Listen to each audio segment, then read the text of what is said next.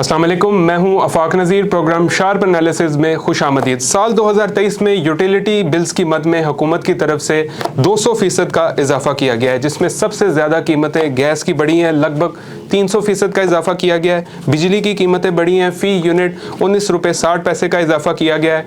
पानी की कीमतों में जो है वो 30% इजाफा किया गया है। टेलीफोन की कीमत में 100 रुपये लाइन रेंट की मद में, जबकि कॉल रेट की मद में 20% इजाफा किया गया है। इसी तरह इंटरनेट की भी कीमतें बढ़ी हैं और इसके अलावा पेट्रोलियम मसनूआत की कीमतों में 116 रुपये का इजाफा किया गया है पूरे साल के दौरान, जिससे महंगाई में काफ़ी इजाफा हुआ है। और सुनने में आ रहा है 1 जनवरी से यूटिलिटी बिल्स की मद में मज़ीद इजाफा किया जा रहा है। इस पर गुफ्तगू करने के लिए सीनियर सहाफ़ी हमाद सईद साहब ने हमें ज्वाइन किया है। अस्सलाम वालेकुम सर।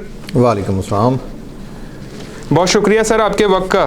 थैंक यू सर, ये साल 2023 के दौरान यूटिलिटी बिल्स की मद में जो बड़ा इजाफा हुआ है, इसको किस तरह देखते हैं आप?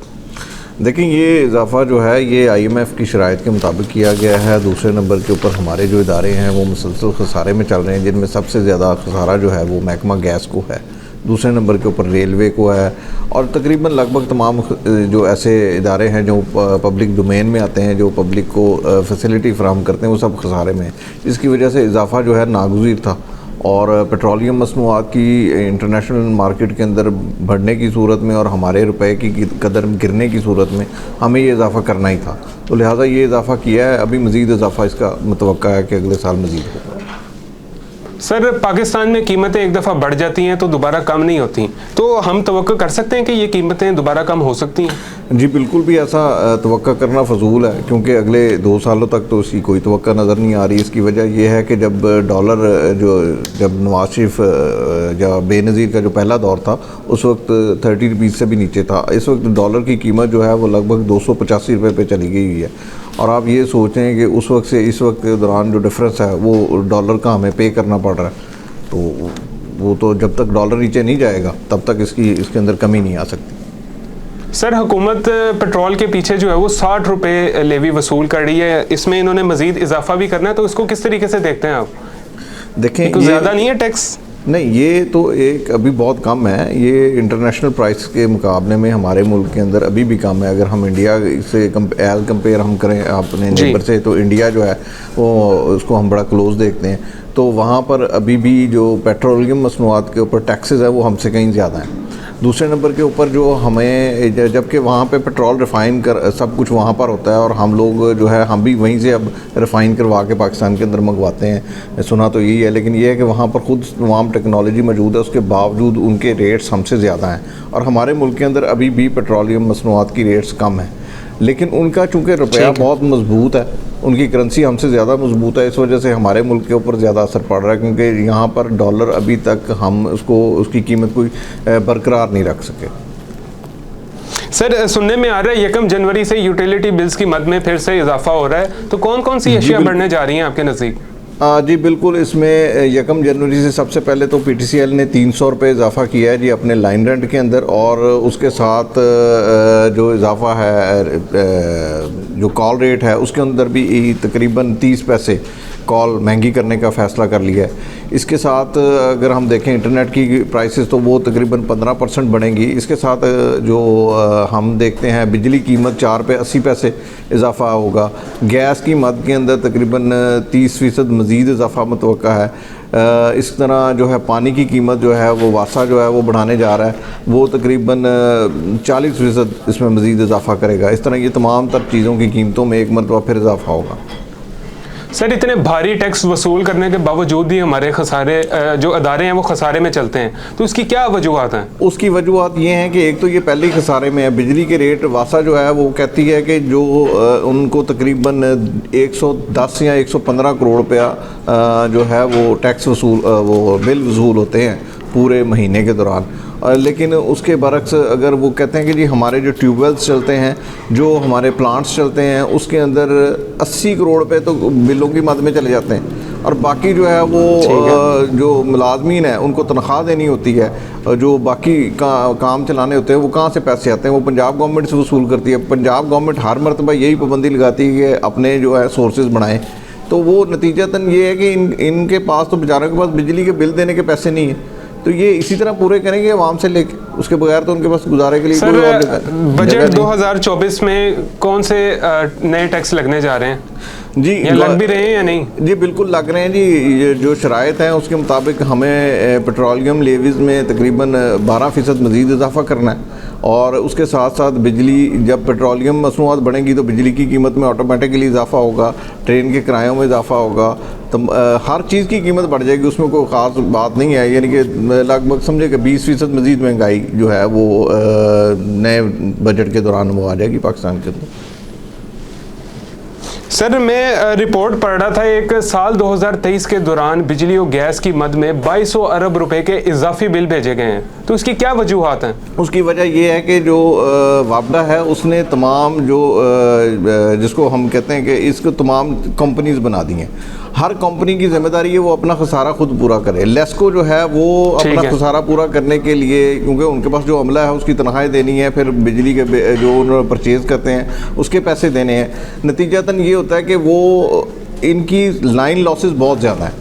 हमारे यहाँ पे तकरीबन 30%, इतने बड़ी कार्रवाई के बावजूद 30% लाइन लॉसेस लाहौर के अंदर मौजूद हैं। उन लाइन लॉसेस को कवर करने के लिए ये बिल किसी ना किसी जगह पे हम पे थोप देते हैं। जैसे कि अगर फ़र्ज़ करें 100 रुपये है, इस 100 रुपये के ऊपर हर मरतबा ऑर्डर किया जाता है कि 5 रुपये एक्स्ट्रा लगा दिए जाएँ या 10 रुपये एक्स्ट्रा चार्ज कर दिए जाएँ।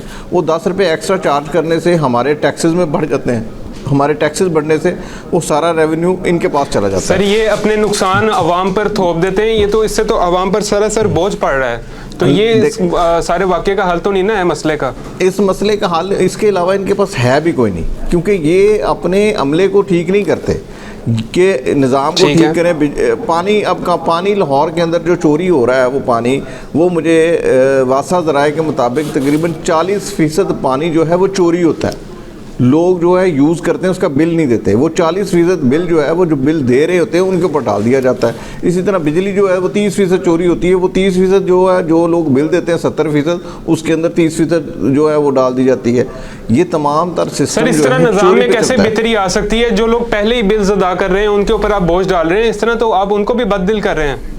उसकी वजह ये है कि जब तक कि हम प्राइवेटाइज नहीं कर देते इन महकमों को, इन महकमों के अंदर चोरी रोकने की कोशिश नहीं करेंगे, जब तक जो हमारा एंटी करप्शन का अमला है या जो इनको चोरी पकड़ने वाला अमला है उसको मुस्तैद नहीं कर देते, तब तक ये चोरी नहीं रोक सकते। ये सवाल ही पैदा नहीं होता। अच्छा सर, नेपरा की पीछे तहकीकात में ओवर बिलिंग साबित हुई थी। ये जो बिजली तकसीम कार कंपनी है, इन्होंने ओवर बिलिंग की थी, तो अभी तक इनके खिलाफ क्या कार्रवाई की गई है? इनके खिलाफ कोई कार्रवाई हुई भी नहीं है और होनी भी नहीं है। उसकी वजह यह है कि नीचे से लेके ऊपर तक जो वापडा हाउस जहाँ पर इनके जो पेप्को का हेड बैठता है उसको इस तमाम चोरी का इल्म है और एतमाद में लिया जाता है पहले ही जाके कि सर इस मरतबा हम ये करने लगे हैं तो आपकी मेहरबानी। वो कहता है जी ठीक है आप कर लें, वो खुद परमिशन देते हैं इनको, इसमें कोई शक वाली बात नहीं है। ये वो खुद इसके अंदर इन्वॉल्व है क्योंकि वो इस प्रोसेस का हिस्सा रह चुके हैं और वो ऊपर गए हैं ना, तो वो इस प्रोसेस का। सर, ओवर बिलिंग की वजह से आम आदमी ने खुदकुशियाँ की हैं। लोगों के 30-30, 40-40 हज़ार के बिल आए हैं, उनके घर में एसी नहीं थे, उसके बावजूद इतने ज़्यादा बिल्स आए हैं, तो इसका जिम्मेदार कौन है? देखें, उसका ज़िम्मेदार हमारे यहाँ पे जब भी ये वापडा की वजह से या बिजली के ओवर बिलिंग की वजह से जब भी कोई खुदकुशी होती है, हम वापडा के ख़िलाफ़ कोई केस नहीं कर सकते, और अगर कर सकते हैं तो हम करवाते नहीं हैं। अगर ये एग्जैक्टली हमारे सर, इसकी क्या वजह, क्यों नहीं कर सकते? इसकी वजह ये है कि हमारे पास नॉलेज नहीं है ना कि किस बिना के ऊपर हमें ये खुदकुशी की है। देखें, एक कैंट का बहुत मशहूर वाक़या है कि एक कर्नल साहब की डेथ हो गई बवजह इसके कि उनके घर के बाहर एक बिजली की तार थी, वो टूट के गिरी और वो कर्नल साहब की चेस्ट के ऊपर आके लगी, जिसकी वजह से उनकी मौके पर ही डेथ हो गई। उस कर्नल साहब के बेटे ने जाके वापडा के ख़िलाफ़ पर्चा दर्ज करवा दिया। एसडीओ और एक्सियन को मौके पर गिरफ़्तार कर लिया गया। नतीजा ये है कि उनको तकरीबन भारी रकम दे के उन कर्नल साहब के बेटे को और माफ़ी मांग के फिर उनकी जान छूटी। गलती थी लाइनमैन की, वो जो रिपेयरिंग करते हैं वो रिपेयर नहीं कर रहे थे और उसका खमियाजा एक्सियन और एसडीओ को भुगतना पड़ा। ये काफ़ी पुरानी बात है, लेकिन ये है कि उस वक्त का एक्शन जो है उसके बाद आप देख लें कैंट के अंदर कोई बिजली के तार नहीं गिरे। आज अगर मुल्क के अंदर ये जो चोर बाजारी चल रही है, अगर एसडीओ और एक्सियन को फारग कर दिया जाए हर जगह से कि जनाब आपके इलाके में चोरी होती है तो फिर बिजली कहीं चोरी ना हो, प्रॉब्लम ये है कि वो खुद इन्वॉल्व है, तो इसलिए सारा काम चलता है। सर, इसके अलावा क्या इस्लाहात हैं आपकी नज़र में जिससे ये बेहतरी की जा सकती है, ये ओवर बिलिंग को रोका जा सकता है? देखें, इसके अंदर इस्लाहात जो है वो खुद कौमी असम्बली में मौजूद हैं, उसका वो सारा उन्होंने दिया था कि जब तक आप टैक्सेस की कम नहीं करते, लोग बिजली चोरी करने से नहीं रुकेंगे। लोगों की अफोर्डेबिलिटी नहीं है, लोगों के पास इतना पैसा ही नहीं है कि वो बिजली के बिल दे सकते हैं, नतीजतन वो चोरी करते हैं। लोगों के पास इतना पैसा ही नहीं है वो पानी के बिल दे सकें, इसलिए वो चोरी करते हैं। चोरी को रोकने के लिए सबसे पहले इन चीज़ों की कीमतों को कम करना होगा, टैक्सेस में कमी लानी होगी, जिसकी वजह से लोग जो हैं चोरी से बाज आएँ। जब मेरे पास जेब में पैसे नहीं है और मेरी ज़रूरत भी है बिजली, तो फिर मैं कहाँ से पूरी करूँगा? चोरी करके पूरी करूँगा। तो लामहल्ला हमने इतने टैक्सेस लगा दिए हैं, सोर्स ऑफ इनकम हमारा बड़ा नहीं है, हमारी तनख्वाहों में इजाफा नहीं हुआ, हमारे पास जो है वो परचेजिंग पावर नहीं है। जब तक ये बहाल नहीं होगी तब तक ये चोरी नहीं रोक सकते। चाहे आप किसी को गिरफ़्तार करें, सज़ाएँ दें, जो मर्ज़ी कर लें, तो उसको आप रोक नहीं सकते। बहुत शुक्रिया। सीनियर सहाफ़ी हमासई साहब हमारे साथ मौजूद थे। गवर्नमेंट को चाहिए कि गरीब आदमी को ज़्यादा से ज़्यादा रिलीफ दे, क्योंकि महंगाई से जो तबका सबसे ज़्यादा डिस्टर्ब होता है वो गरीब आदमी है। इसी के साथ ये था हमारा आज का प्रोग्राम। आपसे मुलाकात होगी अगले प्रोग्राम में, तब तक के लिए अल्लाह हाफ़िज़।